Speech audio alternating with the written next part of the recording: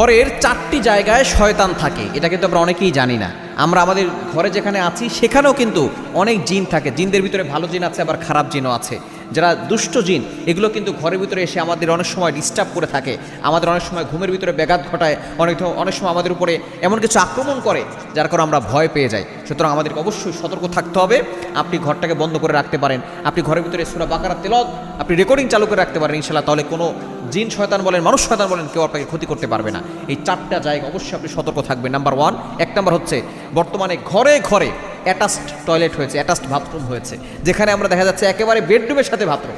আর আমরা এটাকে সুবিধা মনে করি। আগে ছিল বাথরুম অনেক দূরে, আর এখন একেবারে ঘরের সাথে বাথরুম হয়ে গেছে। আগে মানুষ ঘর থেকে বের হয়ে তারপরে পায়খানা যেত, আর এখন বাইরের থেকে ঘরে ঢুকে তারপরে পায়খানায় পড়ে। এজন্য হচ্ছে এই বাথরুম অ্যাটাচ টয়লেটের ভিতরে কিন্তু, এই টয়লেট যেখানে আছে সেখানে কিন্তু কিছু খবিজ জিনজাতি থাকে। এজন্য বিশেষ আমাদেরকে দোয়া শিখিয়ে দিয়েছেন, এই দোয়া না পড়ে কখনো টয়লেটে ঢুকবেন না।